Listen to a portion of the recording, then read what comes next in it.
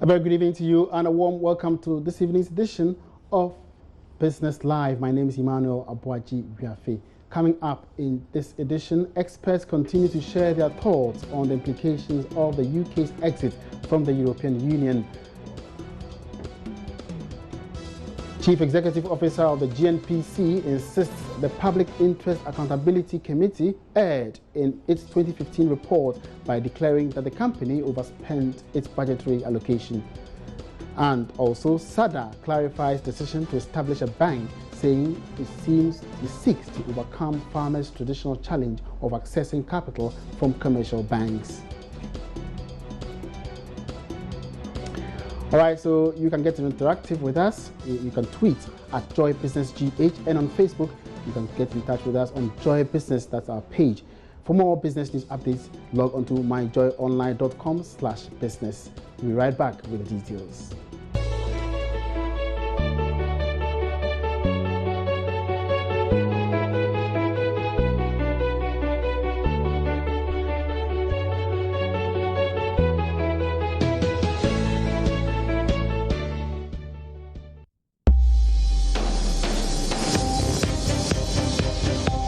Business Life Today is brought to you by Ghana Commercial Bank.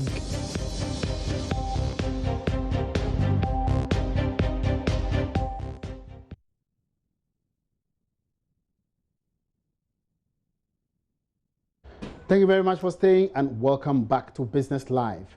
Now, an international trade expert, Dr. Adelaide Kastner of the University of Ghana, says Ghana may have to re-strategize through the Commonwealth to deal with the UK on international trade transactions. Some experts have said a vote to exit the EU could have dire consequences for the country. However, sharing her thoughts on the marketplace, Dr. Kastner noted that it will require Ghana to take advantage of its membership of the Commonwealth to negotiate.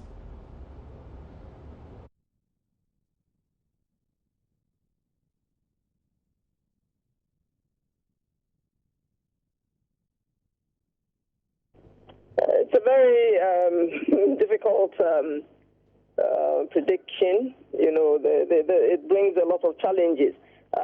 Probably there will be some positive implications or outcomes, and there could be also some negatives.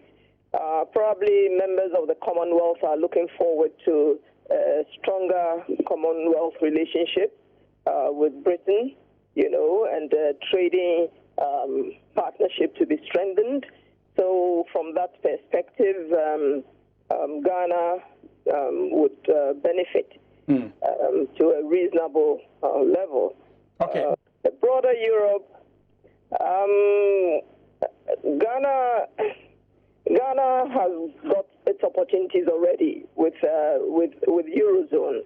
So if Britain is no more part of the European Union, I'm expecting Ghana to strategically still target Eurozone, developing products that will be appropriate for consumers within the region, and continue to trade with European, Union countries. I think the shock has had a knock-on effect on finances, on the banking sector, and the unpredictability of the future certainly has caused the pound to lose its value. Indeed, because regional integration has got a lot of positives, and Britain has been seen as a strong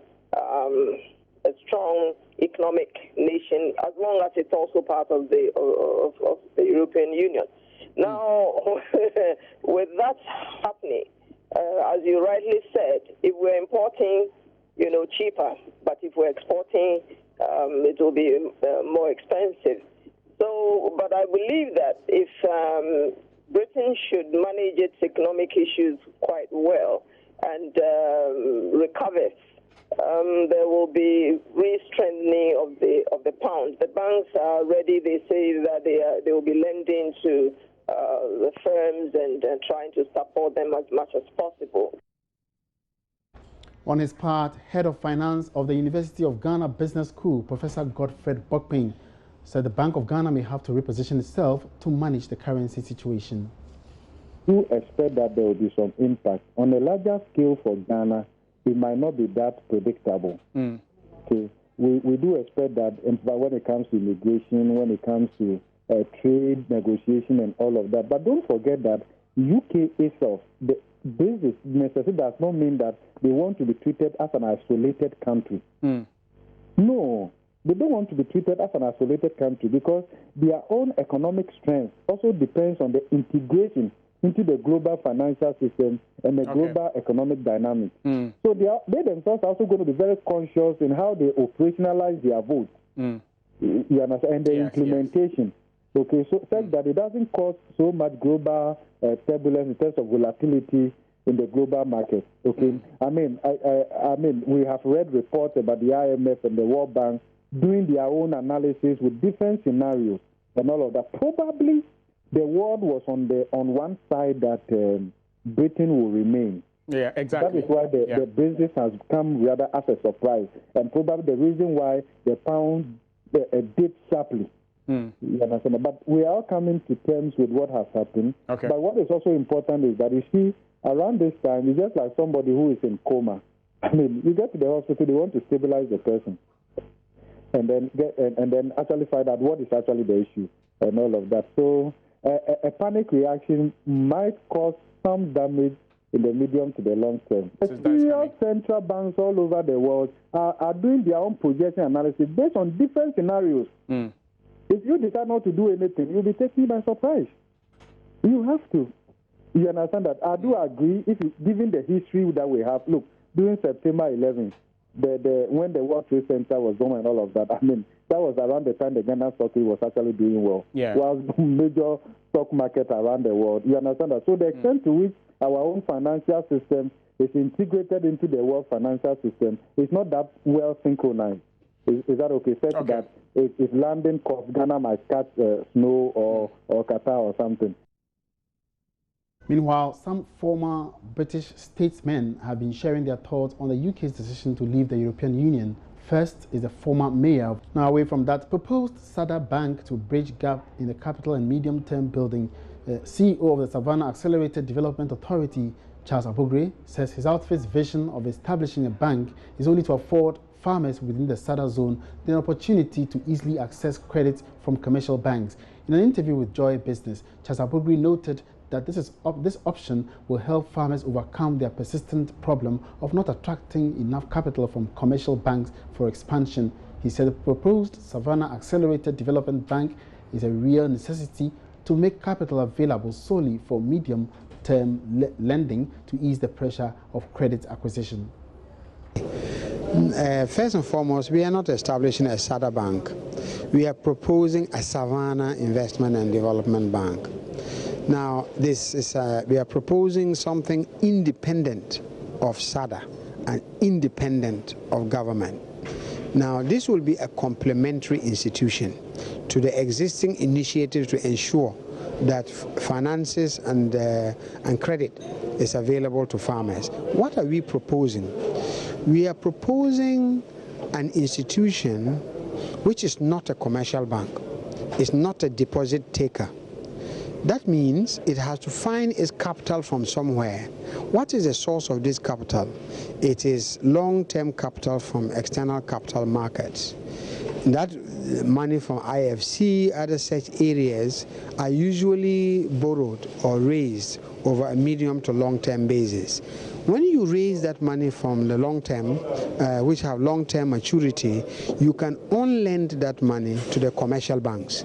So the idea is to have an institution that raises long-term capital, on-lends that money to existing financial institutions, who then lends to the farmer or the investor.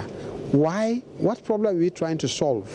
We are trying to make capital available for medium-term lending. We do not have at the moment sources of medium-term capital. If you want to buy a tractor, you want to invest in a processing firm, you have to, and become successful, you need to borrow your money for at least 5 years. If you borrow it over short periods, it is impossible for you as a farmer in particular to be able to get a return, to pay the level of interest that we have, and be able to sustain a commercial farm. That is the gap we want to fill. Medium-term lending, access to capital over the medium term. Now, the fashion industry is projected to double in the next 10 years, generating up to $5 trillion annually. But how can the local fashion industry position itself in this booming industry? Esther Ama, director of EA Media Production, says government's participation and policy implementation is required to drive the fashion industry to meet globally competitive standards. Fashion line when it comes to Ghana's economy. When we're thinking about policy, and policy matters in an election year, is fashion within the realm of arts and culture, or is fashion within trade and industry? Because the reality of fashion in Ghana is that it is an industry, potentially a multi-million-dollar one. It's just never been counted that way. We don't know it's the size of it, we don't know the extent of it, and we don't count it that way. So what if we changed our narrative? It would transform potentially our industry. Policy matters because it creates a connection between government and industry, and it makes that industry official in the eyes of its people. So the question is, what is Ghana's policies when it comes to the Ghanaian fashion industry? What kinds of tax breaks do Ghanaian fashion designers get? What kind of special attention do they get? So when you make a business case for Ghana's fashion industry, you elevate the probability of creating the kinds of policy that would better serve the Ghanaian fashion industry. This is Business Live. Moving on, ahead of this year's MultiTV Habitat Fair, which has commenced with the Habitat Clinic at the Achimota. I beg your pardon, I'll take it again. Ahead of this year's MultiTV Habitat Fair slated for August, a mini fair is underway at the Achimota Retail Center here in Accra. The fair, under the theme Affordable Housing for All, is in setting reality, and the Ministry of Water Resources, Works and Housing. There's more in this report. It's the first of two mini-fairs preceding this year's MultiTV Habitat Fair at the Achimota Retail Center. Now, for 2 days, beginning today, Friday, June 24, MultiTV has assembled businesses in the housing industry. We're looking at construction, we're talking decor, and we're talking paints, tiles, windows and doors, anything in construction, right here at the Achimota Retail Center, known to many of us as the Achimota Mall. I'll tell you what is exciting also about these exhibitions. The exhibitors are ready to offer you great discounts that you will not get anywhere else. So I encourage you, come by and explore. Own a land, own a house, come with the entire family. Later today, Friday, June 24, and tomorrow, Saturday, of course, June 25th. At the Achimota Retail Center, you can find food, drinks. We've got different ATM machines right here. So I'll see you as you come by to explore and negotiate good deals at the MultiTV Habitat Fair. For Joy News, my name is Mama Vio Swabwaji. The government raised 816 million Ghana cedis from investors through the 5-year bond it issued on Thursday. The Finance Ministry targeted to raise between 500 million and 1 billion Ghana cedis, but accepted 811 million Ghana cedis, another reports. 1% of the bids came from foreign investors, while 39% came from local investors. Government, however, paid an interest of 24.5% on the bond issued. This is the second time this year that government is using the book building approach to issue its bonds instead of the previous plan of using the Bank of Ghana. The deal was arranged by 3 financial institutions, that is Barclays, Stanbic Bank, and Financial House Strategic African Security. The Finance Ministry is planning to use funds raised to finance debts that are maturing and support some projects outlined in the budget. Government is planning to raise about 60 billion Ghana cedis through bonds and treasury bills this year. The Ministry of Communications has disclosed that government is putting in place policies to protect online businesses as e-commerce activity continues to grow with the increased levels of internet penetration. In a speech read on his behalf, Deputy Minister of Communications Ato Sapong at the Africa Internet Group annual conference, government indicated its commitment to developing regulations to increase confidence for online businesses. Internet penetration in Ghana is currently over 36 million with a nationwide internet accessibility. As internet activity continues to grow, e-commerce has become a very popular and easy platform for commercial transactions. Currently, it generates revenues of about 94 million Ghana cedis. With the continuous growth of e-commerce activity, government is making efforts to ensure the sector is regulated. There is also the need to have a legal and regulatory framework for e-commerce to ensure the delivery of service advertised, point of complaint in terms of use of e-commerce websites and corporate issues, as well as the use of data of subscribers. The regulatory framework will ensure that players adhere to global best practice for e-commerce delivery. In this particular vein, the Data Protection Act will be rigorously enforced to protect the personal data of subscribers for internet and e-commerce sites. The Copyright Office will also be expected to enforce the copyright laws. And there will also be effective regulatory environment for mobile money to be done by Bank of Ghana, and GIPS will also be putting in place the regulatory environment for traditional back payment online. NITA, as a regulatory body, will also be improving the regulatory environment for players to ensure delivery of services. With a presence in 23 African countries, e-commerce aims at creating a connected digital platform to allow customers and entrepreneurs do better business by providing a range of services from online retail shopping to real estate purchase. The CEO of Jumio Market Africa, Massimiliano Spalati, told Joy Business, e-commerce is expected to keep growing and make business transactions easier and faster. Internet in general is expanding at incredible pace in these last years.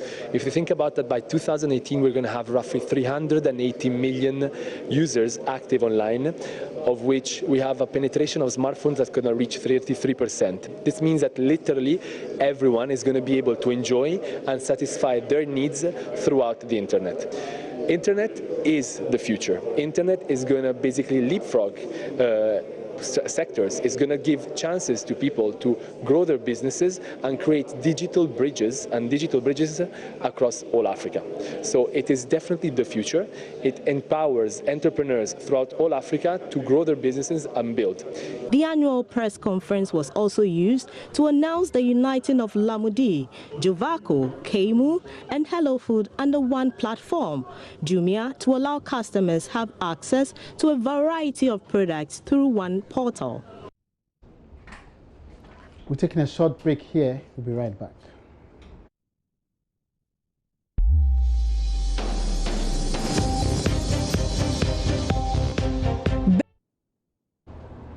Thanks for staying. Welcome back. Bertha Atubiga is now here with a summary of the markets. Good evening, Bertha. Hi, Emmanuel. All right. So what's up on the market today? Okay, let me say today we also we had more equities losing as compared to the gainers. We had just one equity gain in EGH, adding the peso to close at 6 cedis 36 pesos.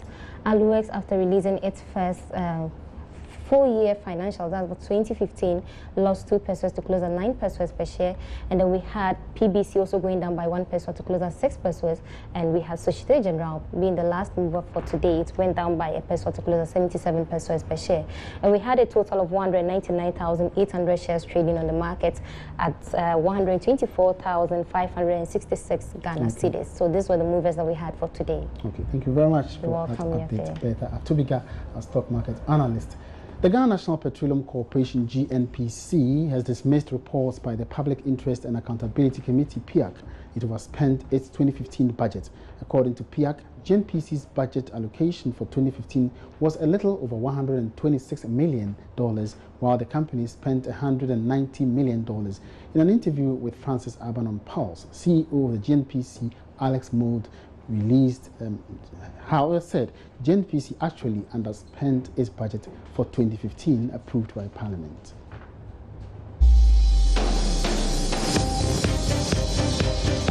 Interview of the day is brought to you by Bank, the Pan-African Bank. We have taken out of context because I think the report clearly stated that the amount of revenue we earned versus the amount of expenditure, we expended more than we earned.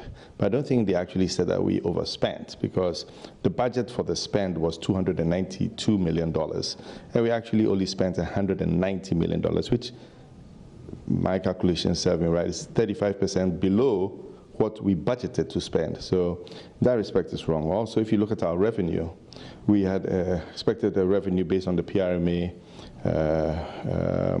calculations of 228 million. But the actual, because of the drop in oil prices in 2015, we only received 127 million. So if you look at the amount we received, 127 million, versus how much we spent more than we received. But it's not that we overspent, because you look at the budget of how much you spent. So we received less revenue, and we spent less than we were expected to spend on it.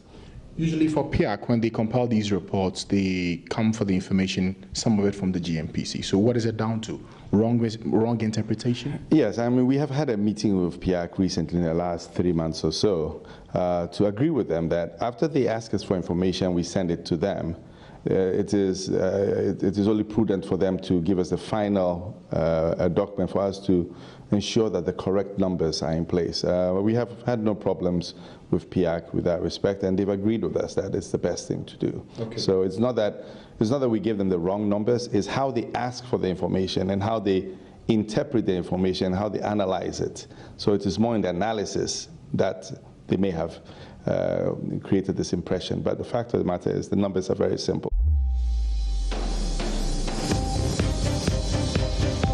Interview of the day. And this is where we wrap up this evening's edition of Business Live. You can always get interactive with us by tweeting. The handle is @JoyBusinessGH. And on Facebook, we are on Joy Business. For more business news updates, myjoyonline.com/business is the main source of information. My name is Emmanuel Apuaji Viafi. Have a great weekend, and Business Live returns on Monday.